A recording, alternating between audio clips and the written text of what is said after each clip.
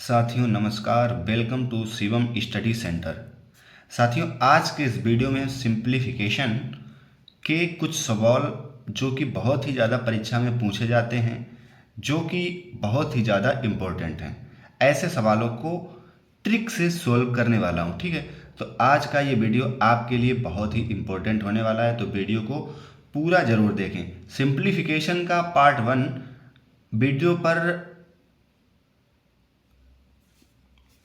Simplification का part 1 एक video जो है वो अपलोड ऑलरेडी हो चुका है। तो अगर आपने उस वीडियो को नहीं देखा है, जिस वीडियो में मैंने बहुत सी बेसिक चीज़ें बताई हैं जिससे सिंप्लीफिकेशन के सवाल बहुत ही ज़्यादा आसानी से सॉल्व किए जा सकते हैं, उस वीडियो को आप ज़रूर देखिए। ये आपका पार्ट 2 होने वाला है। ठीक है, तो चलिए वीडियो को शुरू करते हैं। हमारा पहला सवाल है 15 का स्क्वायर माइनस 10 का स्क्वायर कोष्टक बंद, बटे में हमारे पास 5 है और प्लस √81 है।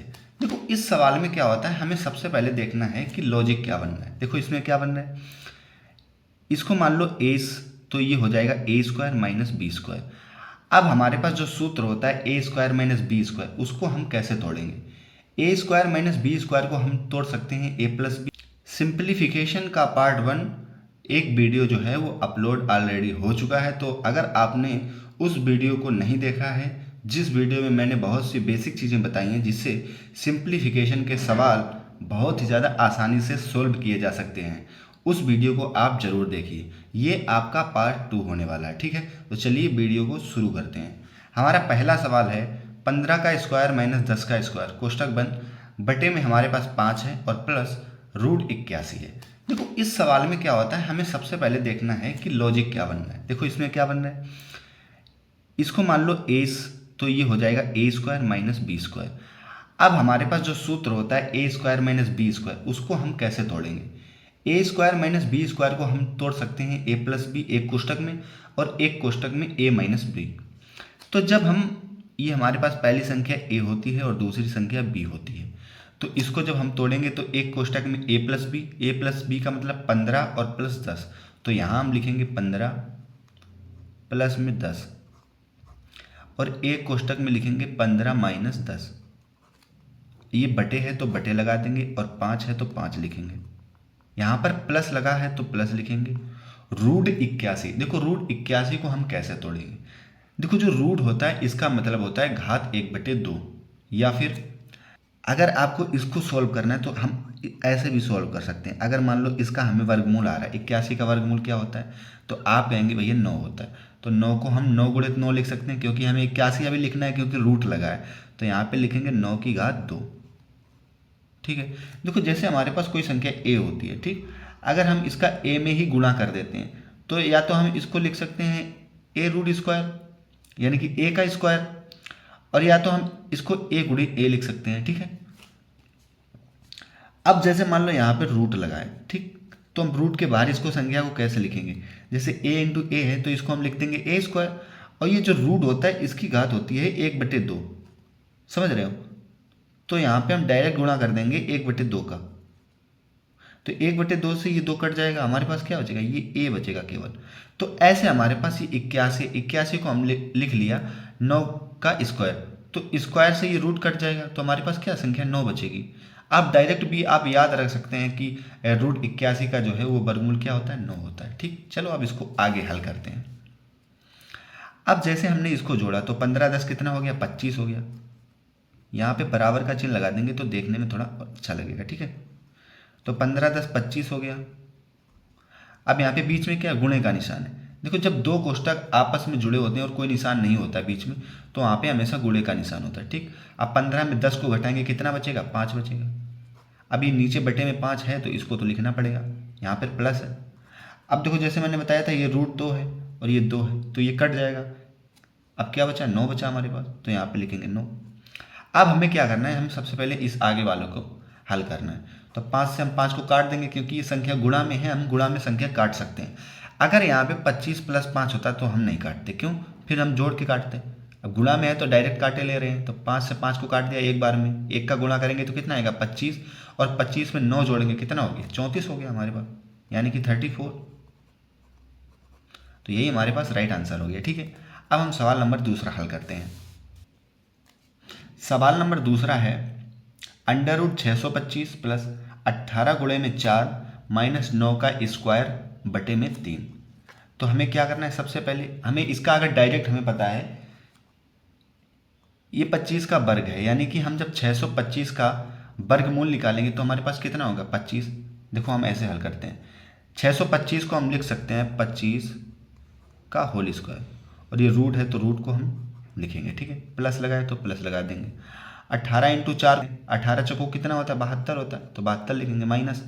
अब 9 का स्क्वायर करेंगे तो कितना हो जाएगा 81 बटे में 3, तो हम 3 लिखेंगे, ठीक है। अब हमें स्क्वायर से ये रूट काट दिया। देखो रूट हम इसलिए काटते हैं डायरेक्ट क्योंकि मैं अभी आपको बता चुका हूँ कि रूट की घात 1/2 होती है, और 1/2 को जब हम 2 से गुणा करेंगे तो हमारे पास आंसर क्या आएगा, 2 2 कट जाएगा, 1 बचेगा, तो आंसर हमारे पास क्या आ गया ये 25। तो हमारे पास क्या आ जाएगा 25 प्लस। अब जब 72 में से हम 81 घटाएंगे तो क्या बचेगा, माइनस की संख्या बचेगी। क्यों, क्योंकि माइनस की संख्या यहाँ पर बड़ी है और प्लस की संख्या छोटी है। जब कभी ऐसी सिचुएशंस आती हैं जब प्लस की संख्या हमारे पास छोटी होती है और माइनस की संख्या बड़ी होती है, तो अब हम घटाते हैं और संख्या हमारे पास आती है माइनस की, तो हम 81 से 72 घटाएंगे, ठीक है। तो हमारे पास 81 से 72 घटाएंगे कितना आएगा 9, इसको कोष्टक में लिख लेना है, बटे में 3। अब इस 3 से इस 9 को काट देना है, कितना बचेगा 3 आएगा, तो यहाँ पे लिखेंगे 25, और ये माइनस है, जब प्लस के साथ गुणा होगा इसका तो क्या आ जाएगा माइनस, और यहाँ पर जब काटने पर हमारे पास कितना आया 3, तो इसको लिखेंगे 3। इसके बाद में हमें इसमें घटा देना है, 25 में 3 घटा देंगे हमारे पास कितना आएगा 22 आ जाएगा। यही हमारे पास राइट आंसर हो गया, ठीक। हमारे पास एक तीसरा सवाल है 64 का घात 1/2 प्लस 27 की घात 1/3 और पूरे के बटे में 2 प्लस 7 का स्क्वायर। देखो हमें क्या करना है, यहाँ पे चाहे तो अंडर रूट लगा होता और चाहे इसकी घात 1/2 होती। मैंने आपको बता दी रूट की घात होती है 1/2। अब यहाँ पे जैसे है, यहाँ पे चाहे रूट लगा होता तो हम उस हिसाब से करते, उसका हम घनमूल निकालते, इसका हम वर्गमूल निकालेंगे, क्योंकि यहाँ पे जो है घात 1/2 है और यहाँ पे कितनी घात है 1/3। 64 है, 64 को हम लिखेंगे 8 का स्क्वायर लिख सकते हैं, क्योंकि 8 इंटू 8 64 होता है, तो लिखेंगे 8 का स्क्वायर, और यहाँ पे जो ये संख्या है ये हमारे पास गुणा में आ जाएगी 1/2। ये प्लस लिखा है तो प्लस लगा देना है। अब इस 27 को हम लिख सकते हैं 3 की घात 3, क्योंकि 3 का जब हम 3 बार गुणा करेंगे 3 त्रिकाई 9 और 9 3 27, तो हमारे पास आंसर 27 आ जाएगा। तो हम लिख सकते हैं 3 की घात 3 और गुणे में ये 1/3। अब बटे में 2 है तो हमारे पास 2 लिखेंगे, प्लस ये 7 का स्क्वायर कितना होता है आपको तो पता होगा 49 होता है। अब हमें इसे हल करना है। देखो इस 2 से 200 को हम काट देंगे, इस 3 से 3 को काट देंगे, ठीक है। अब यहाँ पे क्या बच गया 8 और प्लस यहाँ पे 3 बटे में 2 प्लस 49। 8 और 3 कितना हो जाएगा 11 बटे 2 और प्लस 49। अब यहाँ पे हमें क्या करना है 2 से 11 को काट देना है, 11 से काटेंगे 2 पंचे 10, 2 पंचे 10, यानी कि 5/5 आएगा। अब 49 में 5.5 को जोड़ देंगे तो कितना हो जाएगा 49 और 5 कितना होता है 54, और ये जो 0.5 है इसको हम अलग रखेंगे, ठीक। तो यही हमारे पास राइट आंसर हो गया, ठीक है। अब हल करते हैं सवाल नंबर चौथा। चौथा क्या है, कोष्टक में लिखा है 625 भागित 25 प्लस एक कोष्टक में 36 के गुणे 4, पूरे के ऊपर रूट और ये -5 बाहर है। देखो सवाल को सबसे पहले देखना है कि सवाल में लिखा क्या है, इसके बाद हमें हल करना है। इसको ऐसे लिखना है, देखो 625 और भाग को कर देंगे गुणा और इस 25 को कर देंगे उल्टा। तो 25 को जब हम उल्टा करेंगे तो 1/25 लिखेंगे, इसको अभी कोष्टक में ही बंद रहने देना है, ठीक। इस 36 का गुणा में करेंगे कितना हो जाएगा, 36 का गुणा 4 में, 4 छक्का 24 के आएंगे, 4 हासिल लगा 2, 4 तियाँ 12 और 2 14, 144। इसको हम अभी बंद कर देंगे एक कोष्टक में, और रूट हमारे पास ये चढ़ा रहेगा, ये -5 जो है ये बाहर हो जाएगा, ठीक है। अब इस 25 से 625 को काट देंगे, जाएगा हमारे पास 25 बार, तो यहाँ पे लिखेंगे 25 से कम 25 आ जाएगा, और प्लस ये लिखेंगे 144। अब इसके ऊपर चढ़ाया है रूट, ठीक है। इसको कोष्टक में बंद कर देना है और ये -5 जो है ये बाहर रहेगा। 144 में हम 25 को अब जोड़ेंगे, 5 और 4 हो जाएगा 9, और इसके बाद में 14 और 2 हो जाएगा 16, यानी कि 169, ठीक।